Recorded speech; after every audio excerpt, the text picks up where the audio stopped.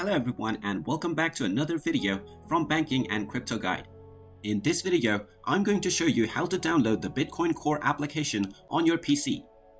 To find out how, make sure you watch this video all the way until the end, and before we begin, just hit that like and subscribe button real quick and let's get started. In order to do this, you will need to open up your web browser, so let's go ahead and open it up. And then in the address bar, just type in bitcoincore.org and press enter. This will take you into the official website of the Bitcoin Core wallet application. Now just click on the download button at the top section. From there, you can download the latest stable release.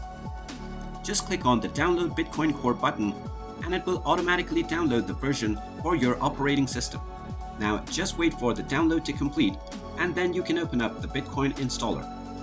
You can just click on the next button throughout the installation process to install the Bitcoin Core application.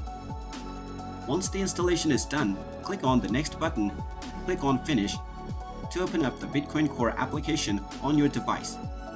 Now in order to set a custom data directory, you can click on the second option and select your data directory from there.